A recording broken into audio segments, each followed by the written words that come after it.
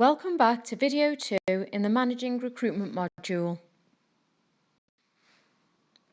As I mentioned in the previous video, I'm Tracy Callahan and I'll be taking you through the Managing Recruitment and Selection module. If you encounter any problems along the way or have any queries, please contact me on tracy@professionalfutures.com. Session 2 aims to introduce you to the concept of HR management. Here's what you will need for this session. The workbook pages 5 to 10, that's if you're following the accredited route. You can also print off set 2 of the slides so you can make notes as we move through this session. You're currently watching video 2 and you'll also need a QR code reader. The QR code reader is to help you access some additional reading that I've chosen to support you through this topic. There are many free apps available and you can download a QR code reader to your smartphone or your tablet. So have a go now at downloading one and pause the video. And when you're ready, rejoin me and we'll carry on with this session.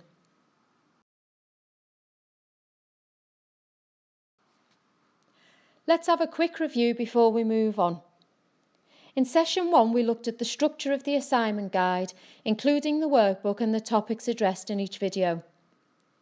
You'll note that the structure of these slides in this video will continue throughout the whole module, so you become familiar with the layout. In this session, we'll focus on human resource management and human resource planning.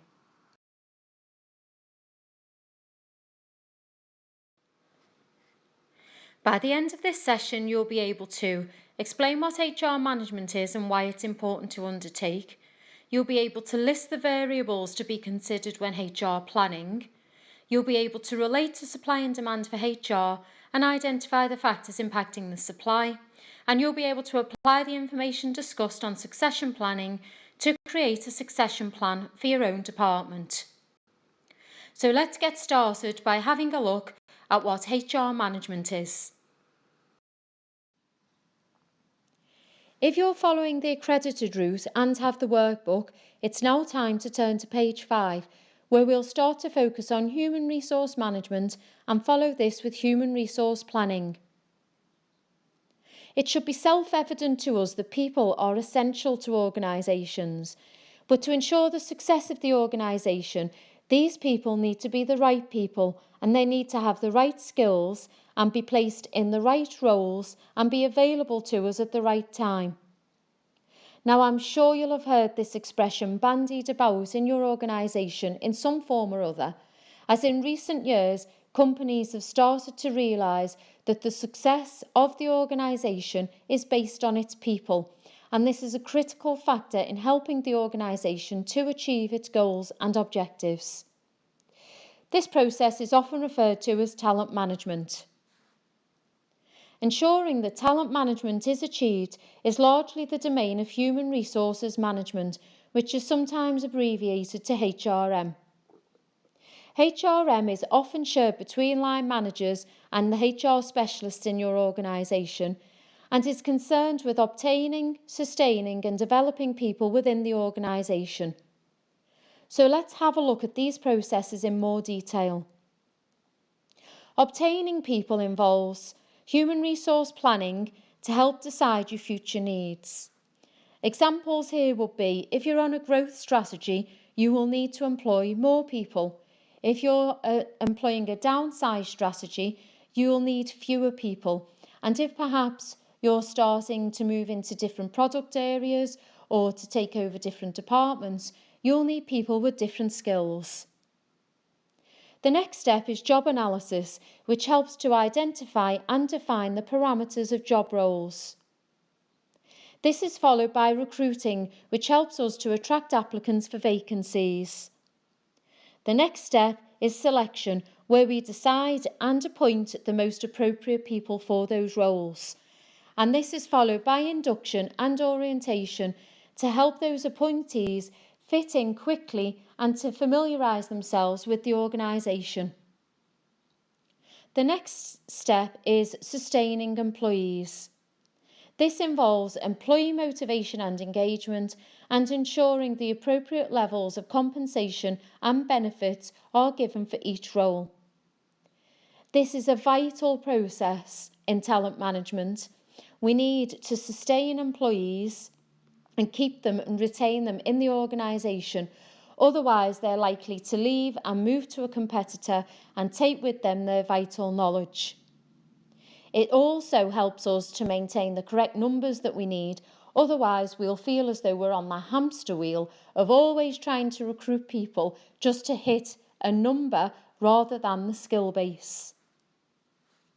The next step is developing employees, and this involves the provision of training and development, performance management and appraisals, and the preparation and opportunity for career progression. And again, this helps us with the development of employees, but also the retention. Now it's over to you for an activity, and if you have the workbook, you can turn to the bottom of page 5. Your activity is to consider, why is it important to undertake human resource planning? So pause the video, have a go at answering the question, and when you're ready, come back and we'll start to consider some of the answers. Now you've completed the activity, let's have a look at some of the reasons that you may have identified. HR planning enables organisations and departments to be staffed appropriately. So this would help to remove the need for agency staff, which can often be costly. And this then enables your costs to be controlled within the organisation. Another reason is that relevant skills can be deployed, and they can be deployed in the right areas and at the right time. And this then supports the business to achieve its goals and objectives and ultimately its strategy. Another reason is that employees will have the correct skills, attributes and qualifications for their job. And a knock-on effect of this is that they are more likely to be self-motivated and have higher levels of job satisfaction, which leads to higher standards of work. Other reasons include the fact that human resource planning is important so the organisation can maintain and improve its standards of delivery and meet expected demand by having the requisite number of people with the range of skills required. So in other words, HR planning ensures that the human resources in the organisation are sufficient to match demand. So in the example given earlier of a growth strategy, you would need to employ more people to enable the growth to take place. Part of the planning process addresses recruitment and retention of personnel. However, equally important is the development and training of personnel to meet organisational requirements brought about by both internal imperatives and those arising from changes in the operational environment. And some of the reasons that may bring about these changes are things like changes in legislation, or perhaps political changes, or it might even be technological changes, which means that your employees need to develop new skills. For HR planning to be effective, it's necessary to have a well-defined and clear organisational or business strategy, and this would set out what the organisation is seeking to achieve. Having clear strategic objectives then enables the HR team and their requirements to be calculated or assessed to achieve those strategic objectives. Let's now turn our attention to the HR planning process. The objective of effective HR planning is to ensure that sufficient human resources are available with the right skills and attributes to meet the organisational demands. Now, on the face of it, this sounds quite straightforward. However, there are several variables or factors that conspire to make planning a little less straightforward. So it's over to you again for another activity. And if you're using the accredited route and have the workbook, you can turn to the bottom of page 6 where you'll find some space to record your answers. Your question this time is, what variables might need to be considered in ensuring that the organisation has sufficient human resources to match the demands. So take a few moments and have a go at answering the activity. So pause the video, complete the activity, and when you're ready, come back and we'll start to have a look at some of the variables that you may have identified. Now that you've completed the activity, let's have a look at some of the variables that you might have identified. Changes in organisational strategy will definitely have an impact on HR planning. For example, if your company decides to follow a growth strategy, you're likely to need more employees, and so you'll be recruiting and selecting more. However, if your organisation follows a downsize strategy, then in all likelihood you'll need fewer employees, which may mean recruitment freezes, redeployment, or even redundancies. If the demand for the products or services you offer changes, then this will also have an impact on the amount of employees within each product area or each service area. If you embark on new products or enter new markets, your organisation will also need new people with new skills to be able to do this. There is a possibility that you'll be able to upskill your own people and redeploy them into different product areas or different markets. However, you may also need to go to the external labour market and recruit and select people who already have the skills that you need. The economic climate is something that we can't control, but definitely has an impact on the organisational strategy and therefore the HR planning within your organisation. If you think of recent recessional times, you will relate this to the number or the increased number of redundancies. Alternatively, if you can think of a time of economic growth, you'll identify this with the increased number of recruitment and selection activities that were carried out. New legislation will have an impact on HR planning, and this could be in the form of new skills that you need to impass to your employees, or it could be new ways that you provide your services or produce your products. Internally in the organisation, career aspirations of your employees is also important, and you need to plan to be able to account for the career aspirations of your employees. Employees retiring or employees leaving also impacts on HR planning, in that when people leave your organisation, they often lead with a whole scope of learning and skills that need to be replaced. So some choices here are to recruit people and train them to be able to have the skills ready, so when a person leaves there's a smooth transition. Or it could be that you embark on succession planning, so the skills are already there when it comes for the person to either retire or leave. New technology can also have an impact on HR planning. If you think of the self-check-in desks at the airport, it now means we need fewer people to man the desks, and this is similar to the self-scan tills in a supermarket. There are now fewer people operating the tills than before. On a temporary basis, maternity and paternity leave or long-term illness also needs to be factored in with HR planning. Questions arise such as how long will the leave be or the illness last for, and how many people does it impact at any one time. Training for specific roles is important for either moving into different products or different markets, or even just to keep people motivated in their roles. And succession planning is also important and particularly useful to plan for the moving on or the leaving of senior managers within the business.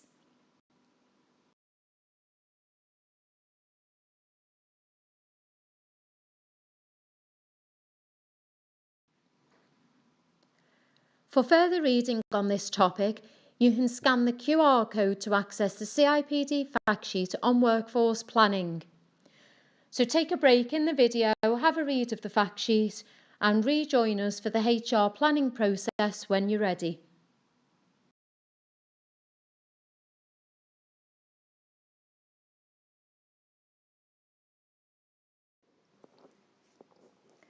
HR planning involves two main processes. The first is forecasting the demand for HR. So the variables that you identified in the previous activity all play a part in forecasting the demand. The other is forecasting the supply of HR, and for this we usually need to look at our internal labour market to see the supply of skills and people available, and also the external labour market, where again we can see the number and the skills available on the market. Together, these go to provide sufficient and suitable HR for the organisation, and this is necessary so that the business can achieve its goals, its objectives and its overall business strategy. So let's have a look at forecasting the demand for HR in more detail. The demand for HR is driven by demand for your products or services. However, the supply of suitable people will be impacted by demand for those same individuals by other organisations and the wider employment market.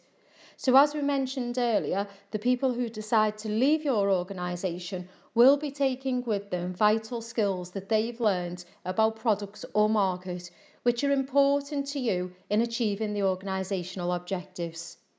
So this brings into focus not only the need to recruit staff, but also the need to develop and retain them so that they stay with you and are not drawn away by other organisations.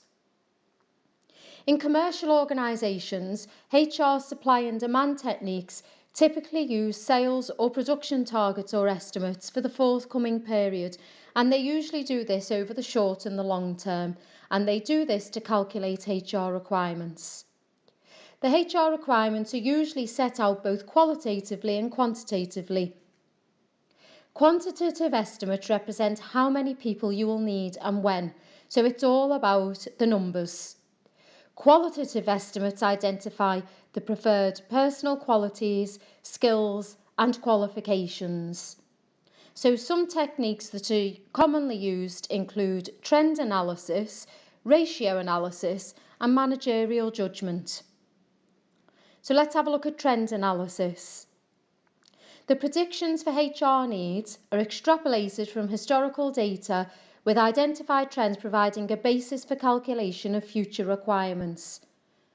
For example, the average volume of product manufactured per employee could be calculated, and from this the HR requirement for the forthcoming period would be a simple calculation based on the production estimates.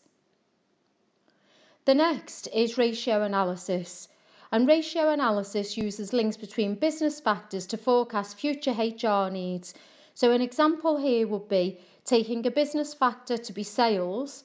The ratio of sales to salespeople might be 235 to 1. Therefore, the number of sales personnel required to meet sales targets can then be calculated. The final method is managerial judgment. Application of managerial judgment to forecasting relies less on calculation of numbers than trend or ratio analysis, but rather it relies on managers with a deep insight into the industry and its market to apply their judgment. The aim here is to achieve consensus as to what the HR requirements are likely to be, taking into account such things as new technology, the business growth plans and market demand. Okay, let's now turn our attention to forecasting the supply of HR. When the requirement for HR has been established and a demand forecast has been made, an organisation can then forecast the number of employees it will need and in the roles that they need them. Some expected vacancies may be filled from within, and a calculation then needs to be based on previous trends as to how many staff are likely to stay in their current post during the period, and how many are likely to be promoted or move to other roles, and how many are likely to leave through retirement or other reasons. So turnover calculations or the stability index calculations can help here.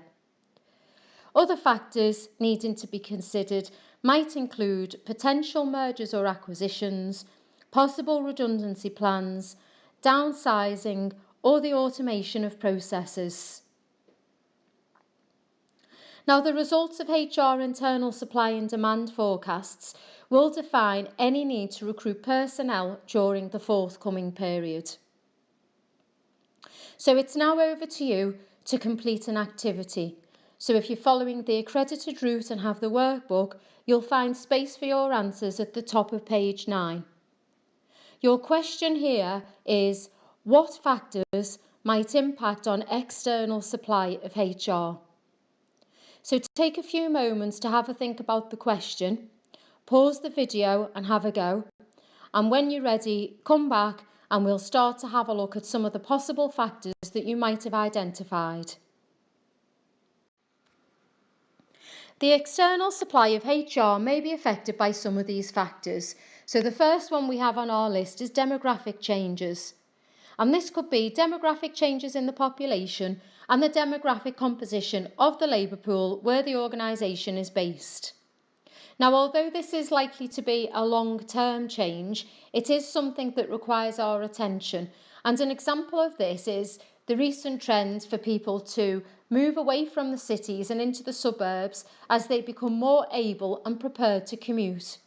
However, the even more recent trend is for people to move back into the cities as they want to enjoy city dwelling. The economic climate is another factor. Education and skill levels of the available labour pool is another factor. And an example of this is in previous years, the government has tried to persuade and influence people to go to university and gain a degree. So there are plenty of graduates available in the labour pool at the moment. However, a new initiative from the government is to encourage people to embark on apprenticeships and for them to learn work-based skills, and this will have an impact on the supply of employees for your organisation. The overall demand for specific skills is also a factor. For example, if there are lots of organisations who require the same skill, you'll find yourself in a really competitive labour market. Or it might be that there are only a few people training in that specific skill, and again, you'll be dealing with a competitive labour market. In this situation, you're likely to have to pay higher rates of pay and to offer a better benefits package to encourage people to come to your organisation. Population mobility is another factor, and the attractiveness of the location of your organisation. If you're in a really attractive location, people may consider relocating for a role. And the final factor that we've identified is government policies. So policies such as welfare benefits, or trying to get people back into work, or the apprenticeship levy. There are lots of policies that the government introduce that will have an impact on the supply of employees available to join your organisation. So let's turn our attention to succession planning. Succession planning is the process which enables an organisation to identify whether or not it's got enough appropriately skilled and qualified people in place to fill key positions when the need arises. And these key positions could become available when people leave the organisation, or if they retire, or if they gain promotion. It also enables people to be prepared through training and development, and this then helps them to step into those key roles when they become available.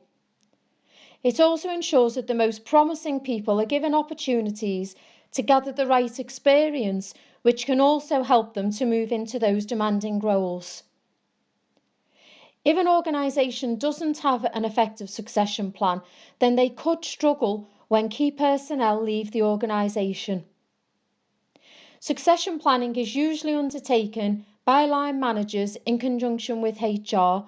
However, in larger organisations, there is HR management software available to manage the whole succession planning process. Now it's over to you to complete an activity. So if you're following the accredited route and have the workbook, you'll find a template on page 10. If you're following the non-accredited route and don't have the workbook, you'll need to go to the platform and use the document which is called Succession Planning Template. So your task here is to compile an outline succession plan for your department using the template provided. So you'll need to pause the video, give some thought to your department and the succession, have a go at answering the activity, and when you're ready, resume the video, and when you come back, we'll start to have a look at succession planning in a bit more detail.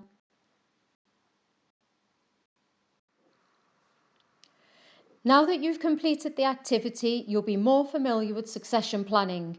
But for more information on this topic, you could read the CIPD fact sheet. You can access the fact sheet by scanning the QR code reader on the left, or alternatively, you can use the link on the right. Pause the video and read the fact sheet, and when you're ready, rejoin for the final slides. So in this session, you've been able to explain what HR management is and why it's important to undertake. You created a list of the variables to be considered when HR planning. You've been able to relate to supply and demand for HR and then identify the factors that impact the supply. And you've been able to apply all of the information discussed on succession planning to create a succession plan for your own department.